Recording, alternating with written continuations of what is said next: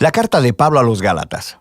Fue escrita a varias iglesias en la región de Galacia, donde Pablo había viajado en uno de sus viajes misioneros. Puedes leer la historia en el libro de Hechos. Él escribió esta importante carta con una profunda pasión y frustración. Este es el trasfondo. El cristianismo comenzó como un movimiento judío mesiánico en Jerusalén, pero su mensaje era para toda la humanidad, así que rápidamente se esparció más allá de Israel. Para el tiempo en el que Pablo era misionero, había tantos no judíos como judíos en el movimiento de Jesús, y esto desató un gran debate del que sabemos gracias a Hechos capítulo 15. Históricamente, el pueblo del pacto de Dios estaba enfocado en un grupo étnico, Israel, y ellos se apartaban de los demás debido a las prácticas ordenadas en la Torá, como la circuncisión de los varones, comer kosher y guardar el día de reposo. Y había muchos cristianos judíos que creían que para que todos estos no judíos realmente pudieran ser parte de la familia de Dios, necesitaban obedecer las leyes de la Torá. Algunos de estos cristianos judíos terminaron siendo parte de las iglesias de Galacia. Estaban socavando la enseñanza de Pablo y demandando la circuncisión de todos los varones cristianos no judíos, y muchos lo hicieron. Y cuando Pablo escuchó acerca de esto, se quebrantó su corazón, se molestó, y el resultado fue esta carta. Primero, él reta a los Gálatas con un resumen del mensaje del Evangelio sobre el Mesías crucificado. Luego, les dice que este Evangelio es el que crea la nueva familia multiétnica de Jesús y Abraham. Y luego, les muestra cómo este Evangelio es lo que verdaderamente transforma a las personas por la presencia y el poder del Espíritu. Inicia expresando su desconcierto de que los Gálatas han abrazado un evangelio diferente, el que era promovido por esos cristianos que hablaban mal de Pablo y demandaban la circuncisión. Así que Pablo primero defiende la autenticidad de su mensaje y su autoridad como apóstol. Él fue comisionado por el mismísimo Jesús resucitado para ir al mundo no judío. Recuerda la historia del libro de Hechos. Pablo dice que fue posteriormente a su llamado, que fue a Jerusalén para consultar a los otros apóstoles, como Pedro o Jacobo, y fue cuando les dijo que él no requería que los cristianos no judíos se circuncidaran o comieran kosher. Ellos estuvieron completamente de acuerdo. Pero esta tensión creció. Pedro había ido a Antioquía a visitar y ver a todos estos cristianos no judíos, y estaba comiendo y compartiendo con ellos. Pero cuando algunos de estos grupos de oposición provenientes de Jerusalén llegaron a Antioquía, Pedro cedió ante la presión. Dejó de comer con esos cristianos no circuncidados y los empezó a evitar. Así que Pablo confrontó y acusó a Pedro por su hipocresía, por no permanecer fiel al Evangelio. Para Pablo, demandar que estos nuevos cristianos fueran circuncidados y observaran la Torá era un error por una variedad de razones. Primero que nada, porque es una traición al Evangelio, o en sus palabras, el hombre no es justificado por las obras de la ley, sino mediante la fe en Cristo Jesús el Mesías, y también nosotros hemos creído en Cristo Jesús. Ser justificado, literalmente, ser declarado justo, es un término del Antiguo Testamento con mucha riqueza para Pablo.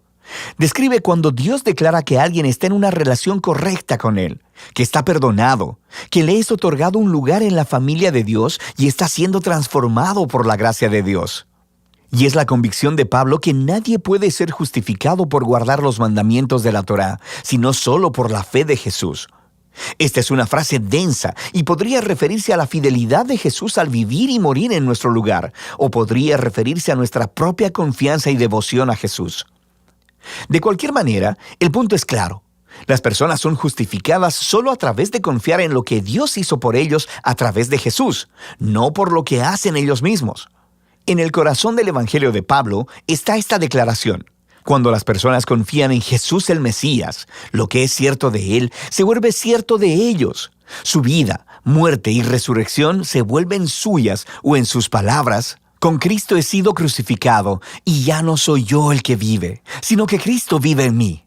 Y la vida que ahora vivo en la carne, la vivo por la fe en el Hijo de Dios, el cual me amó y se entregó a sí mismo por mí. Así que la razón por la que cualquiera puede decir que es recto delante de Dios o que pertenece a la familia del pacto de Jesús no es porque obedece las leyes de la Torá, sino solo por lo que Jesús hizo por ellos y que ellos nunca hubiesen podido hacer por sí mismos. Ahora, este profundo entendimiento de lo que Jesús logró tiene enormes implicaciones para quien ahora puede ser incluido en la familia del pacto de Dios y para lo que significa vivir como miembro de esta familia. Así que Pablo primero se vuelve a las historias de Abraham en Génesis, cómo él fue justificado o declarado justo delante de Dios, simplemente por tener fe al confiar en la promesa de Dios de que un día todas las naciones encontrarían la bendición de Dios a través de él y de su descendencia. El propósito de Dios siempre fue tener una gran familia multiétnica de personas que se relacionen con Él en base a la fe, no a las leyes de la Torá. Pero esto hace que surja una pregunta importante. Entonces, ¿por qué Dios le dio a Israel las leyes de la Torá?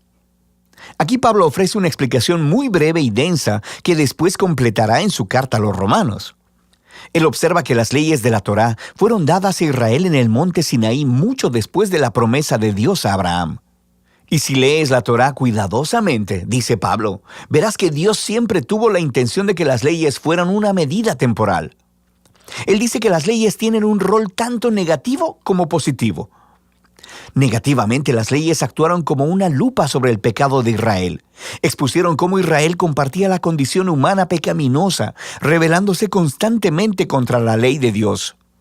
Así que la ley, la cual es buena, terminó declarando culpable a Israel y a toda la humanidad con él. O en sus palabras, la ley lo encerró todo bajo pecado. Pero las leyes también tuvieron un rol positivo. Actuaron como un profesor estricto que mantuvo alineado a Israel hasta la venida del prometido descendiente de Abraham, el Mesías. Y una vez que el Mesías vino, cumplió el propósito de la ley a favor de Israel.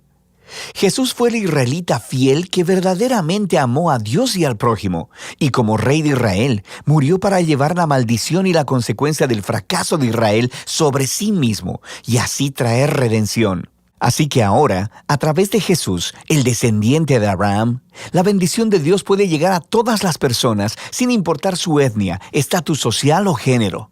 Para Pablo, requerir que los cristianos no judíos guarden la Torá no tiene sentido. Es actuar como si Jesús no hubiera cumplido la promesa de Dios ni lidiado con nuestro pecado. Ignora la nueva libertad que se ha ganado para nosotros en Jesús y el regalo del Espíritu, y limita la promesa de Dios y su bendición a una familia étnica.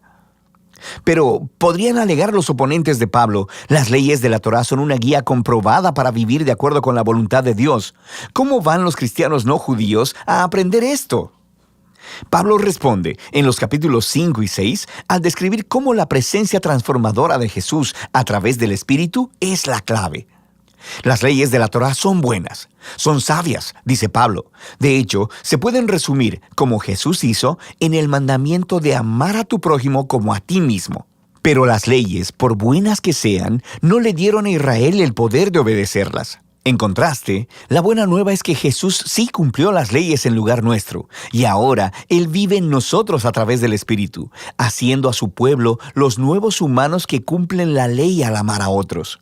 Así que Pablo continúa contrastando esta vieja y nueva humanidad. Los hábitos de la vieja humanidad son obvios.